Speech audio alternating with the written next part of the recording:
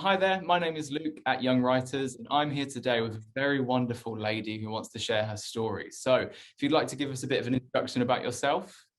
Hi there, I'm Natalie. I am the mum of Amelia, who is 7 years old. She had a brain injury at birth, and the prognosis at birth was pretty poor. And this week I found out that she'd had her story published by Young Writers, which is fantastic. Amazing, and that's what we want to share here. So, going back to the start, do you want to tell us a bit more about how the journey of Amazing Amelia started and tell us a bit more about that? Absolutely. So obviously her birth was fairly traumatic. I won't go into the details of that. And she ended up acquiring something called HIE, which basically means lack of oxygen to the brain. The prognosis for Amelia was very, very poor. She was in intensive care for 6 weeks. I was also in intensive care for 15 days. And I actually didn't meet Amelia until she was 17 days old. Oh. So my sister kind of became a surrogate mum for those first few weeks. And my husband obviously was kind of frantically going from one intensive care unit to another. Her prognosis from the doctors was world shattering. They said that she wouldn't know who she was in the world, she wouldn't know who we were, very high chance that she'd be blind and deaf, would be significantly physically impacted and cognitively impacted. And so set forth our kind of mission to do the best that we could possibly do for Amelia, whatever that might be. And obviously we didn't know where that journey would take us, but she has taught us that anything is possible. The doctor said to me that it was very dangerous for me to have hope. I like to think that I'm a very positive person, but in that moment, my world kind of fell apart around me. But my goodness me, has she shown us that there is hope, and there is always hope, and it is not dangerous to have hope at all. And actually, it's that hope that sparked things in our family to encourage Amelia to be the best possible version of herself. Yeah, I mean, hope can be a beautiful thing, is kind of a moral. And it seems like, in actual fact, she's taught you a lot going through this. From what you seem is that, you know, you've gained a lot of experience and you really have learned a lot about your life. And do you want to tell us a bit more about that? Yeah, I mean, I work in education myself, so I'm currently a deputy head in the West Midlands. When I had Amelia, I was an assistant head down in London. She was born down in London. And I kind of thought I knew everything about child development. Little did I know. And so as she came home and as we realised how difficult she was in terms of, you know, she couldn't feed and she had a tube up her nose, and we had to kind of process in our heads what that meant for our lives. And then we started to see little glimmers of, actually, I think she can feed normally. And then eventually this tube fell out and we were supposed to call them back up to have it put back in. And my husband and myself made a decision, actually, we're not going to do that. And we didn't. And she learned how to drink her milk orally, normally. And from those very early months, you know, that we're talking 8 weeks old, 10 weeks old, we started to see, actually, Amelia is, yes, she's presenting with some issues, but it's not actually the issues that we were told that we were going to be given. And as she kind of progressed and got a little bit older, the dialogue between ourselves and the professionals who were involved in her care changed, and the story started to be, Amelia doesn't present normally. Amelia's very complex. Amelia does things in her own way. And she has kind of embodied that as she's grown older. And for myself personally, she has really taught me to kind of live in the moment and take each day at a time. And as a busy person who works in education, I'm always forward planning all the time because that's what we have to do. But she's really taught me to stop and just appreciate what you've got now Yeah. and deal with what you've got now. So it's definitely changed me personally. I mean, that's incredibly beautiful. And it's really fascinating how you work in education and you say, you know, you read these books and you think you know everything about it, and then it comes to you face to face and you learn so much more through experience. And it's truly a fascinating thing. So with all of that in mind, we fast forward to where Amelia is at now, and how is she doing now? How is she? So when we started to think about schooling, we were down in London and they wanted to go to a mainstream school. Now, I'd realised at this point that Amelia was actually quite bright. Mm-hmm. And she, from a very early age, I'm talking 18 months, loved stories, loved anything with repetition. We watched Going on a Bear Hunt. I can't even tell you how many times in the car, because she was a nightmare in the car, and that was the only thing that would keep her calm. So stories and her attention to stories were very obvious from a very young age. And so whilst I thought she was bright, obviously she can't talk, so we had no means to communicate with her other than her kind of facial gestures. I did not want her to go to mainstream. I know myself and my colleagues kind of bust a gut for children who have got special educational needs, but I knew that Amelia's kind of physical needs would not be able to be met in a mainstream school. So she's wheelchair bound. She can walk with a kind of a walking system, but she needs a lot of stretching during the day. She needs an awful amount of OT input because she can't use she's got very poor reflexes in her hands. So if she holds a pen, it falls out, despite the fact that she really wants to. And obviously, because she couldn't communicate, speech therapy needed to have a massive impact in her world. So we decided mainstream wasn't the right choice. We looked around some special schools in London. None of them kind of fit the bill. And I remember as a child, so I'm currently in Worcestershire in the Midlands, and there was a special school next to where I went to school called Chad's Grove. And one half term I came back to see my mum, and I thought, I'm going to reach out to them, see if I can just meet them, see what they are all about. And I walked through the foyer and I knew immediately this was the place for Amelia. It's a small school, it's a specialist sports school, and whilst sports wasn't in my mind in terms of Amelia, academically, when I walked around, I was seeing pupils who were completing their GCSEs, they were learning Shakespeare, but they couldn't talk. Yeah. And for me, I was like, oh my goodness, you know, the aspiration here is high. Nothing is being dumbed down. This is a place for us. So we managed to get her a place, and we moved. So we moved from London. We moved back to my home. My husband's from Australia, so you know, it didn't really have a massive impact on him. And she started school. She's now 7. She is pretty much now on course to get an eye gaze machine. So it's a computer screen where she looks with her eyes, and she has pictures that will tell us what she's thinking in her mind. So over the last 2 years, school and the speech therapy team, and obviously us at home, have been working really hard on making that really clear. So she having to give really clear choices.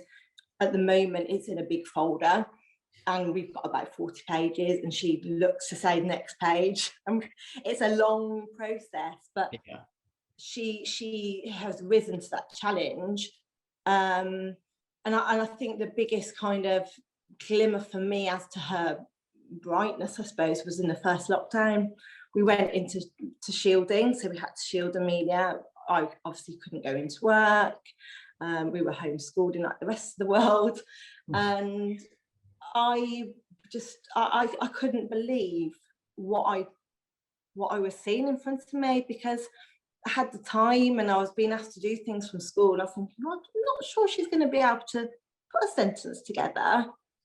And then there she was, and she'd written her first story with me at home about my mum and Amelia and my mum going on a journey to the zoo. And it took us a week. And she could reorder the sentence. I could cut it up. She knew where it needed to go. I thought, I'll do a bit of a phonics screening on her. This is where my teacher head came in. I'll do a bit of a phonics screening on her because she's that age. And she flew through it. At which point I thought, oh my goodness, I've been doing my girl a disservice. I didn't know she could do all of this. And so really, from that point, our perspective of Amelia's kind of cognitive abilities, kind of, it blew our mind, because we knew she was bright, but I didn't know she was kind of on par with children of her age. And then obviously her school entered her to do the competition actually when she was 6 years old. They didn't realise it was a competition for 7 to 11-year-olds. And Mrs. Owen, the teacher, actually, I think she called you guys to say, I'm so sorry, I didn't realise, but we think this is an amazing story. Will you please just consider it anyway? And obviously you guys did. And letter came home last week, and I didn't even know anything about this. It all just happened kind of in the background. So as a 6-year-old, she's now 7, having a short story published that she's written entirely by using her eyes and her communication book. And your school have said to me, it took a long time. But when Amelia starts something, she's somebody who is determined to finish it. Yeah. She knows her own mind, and she knows exactly what she wants to do, and she will make that very much known to everybody. So I think at school they were kind of like, no, we're not doing that now, we've got to do this. But Amelia was kind of saying, no, we're finishing this, and I need to get to the end of my story. So that's kind of brought you up to speed as to where we are now. Yeah, so I mean, you had no idea. The school, so you work at a different school, and Amelia went to this. I work in mainstream, so you had no idea she was entered into it until she came home with this certificate. Yeah, and obviously her teacher called me to say, I've got some absolutely amazing, brilliant news to tell you. I thought, oh my, what's going on? Obviously, she told me on the phone, she said, we've all been tearing up at school because we're just so proud of her. So yeah, I know nothing about it.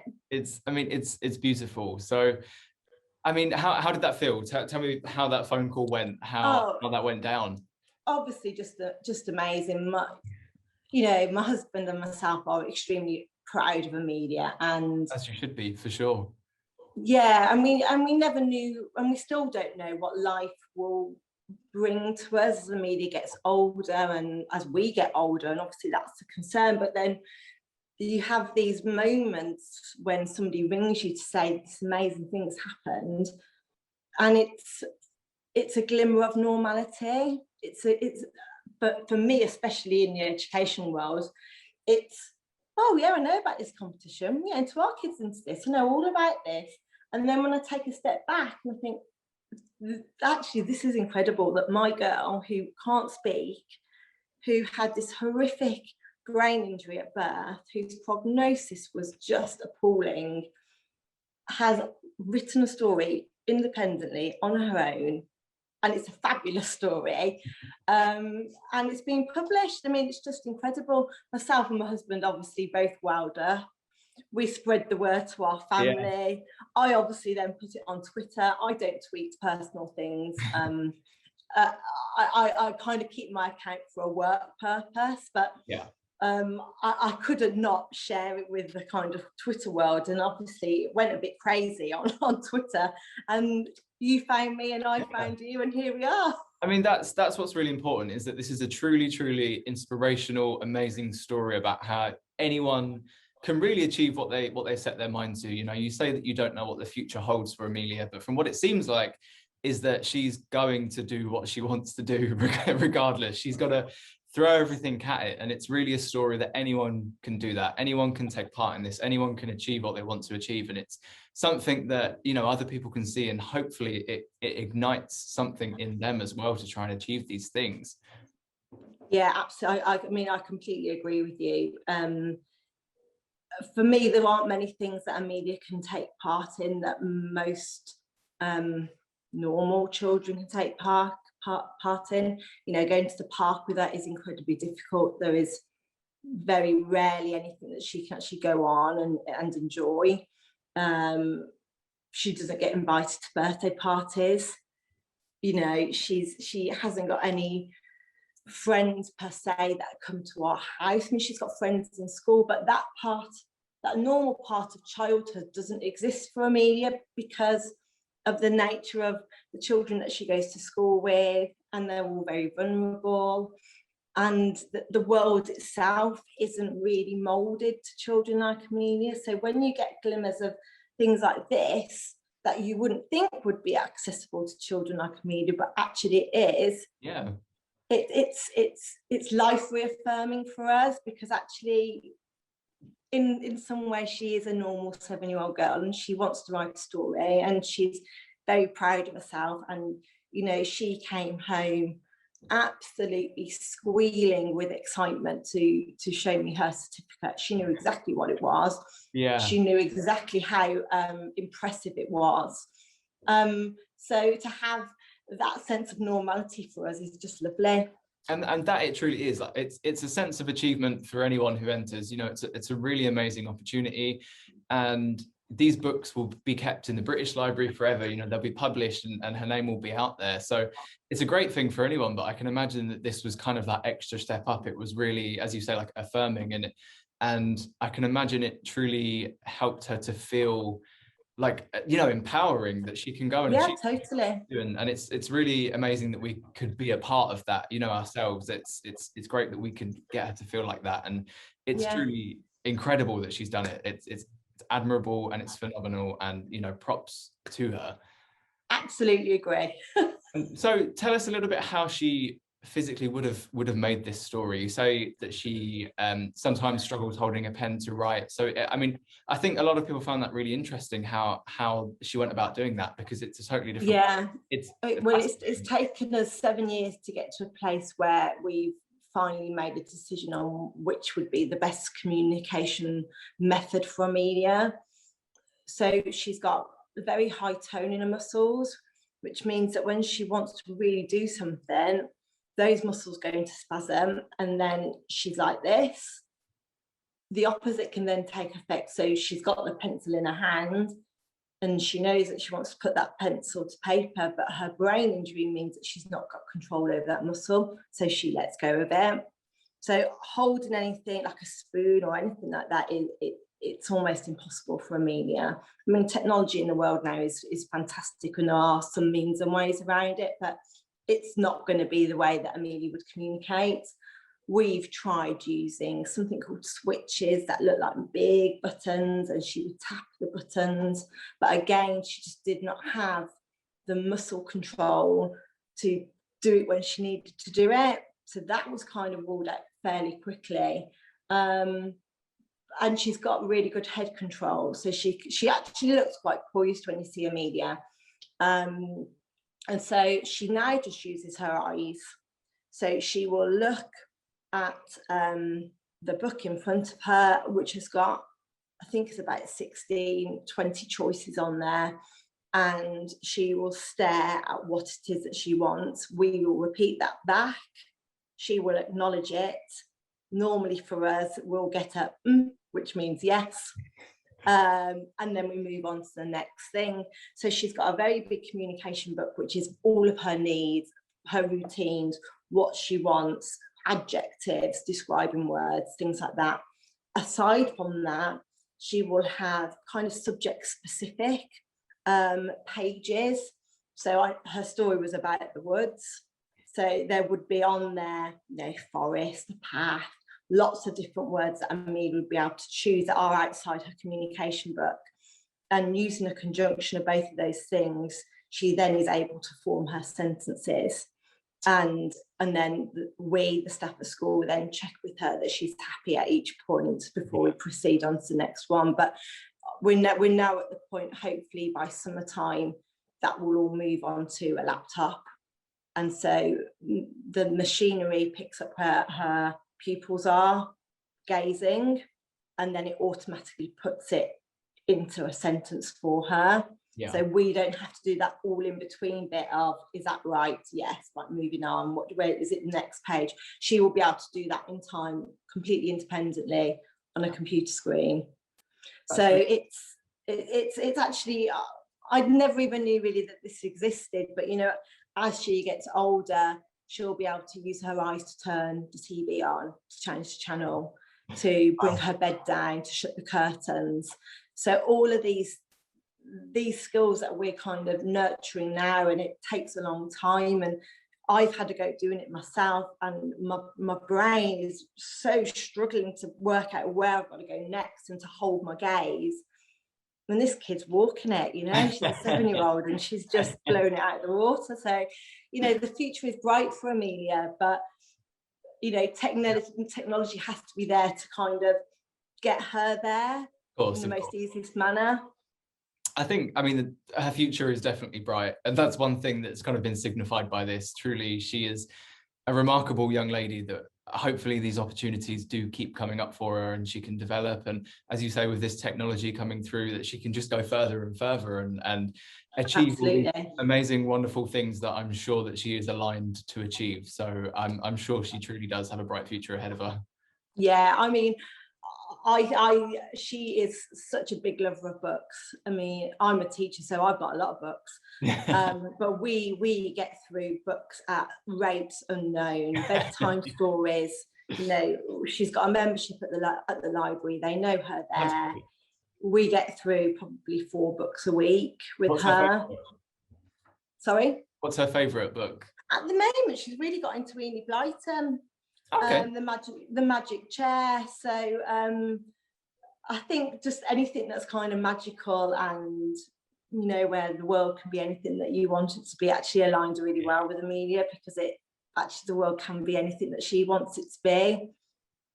No, I think the world of books can be transformative to anyone, but I can imagine that it's kind of more helpful, so, you know, to someone in this position, and it's beautiful that they have these skills, and amazing that she loves reading. And, you know, we are very big advocates of going down to the local library and grabbing these books, and, you know, I wish these ones behind me were real, but she's an incredibly bright young lady and resembles everything that we love here, and it's just fascinating and amazing, and she is truly phenomenal. I have one last question for you, and that is quite simply, what does Young Writers mean to you? For me, I think it sparks something in all children, whether they have got needs like Amelia or not, that they can achieve, they can publish something that other children around the world, other adults around the world will read. It brings a sense of pride in their abilities, no matter what their ability is. And I think it kind of encompasses the amazing imaginations that children have, and that we can go as a reader, as a writer, wherever we want to go, and there's no limits to it. Yeah, well, thank you a million for sharing your story, being here and telling us about it. It's a beautiful thing, and, you know, we want to get it out to people, and we want to help inspire people, and that is certainly what you guys are doing very, very well with this. So we appreciate it so much, and we hope that it does build something in other children and other people, you know, everywhere, to let them see that anything is possible and they can truly achieve their dreams if they put their mind to it. Absolutely. That was our Young Writers interview with Natalie about her wonderful daughter, Amelia. If you enjoyed this, feel free to go and share it on our social media and give us a thumbs up, and thank you for tuning in.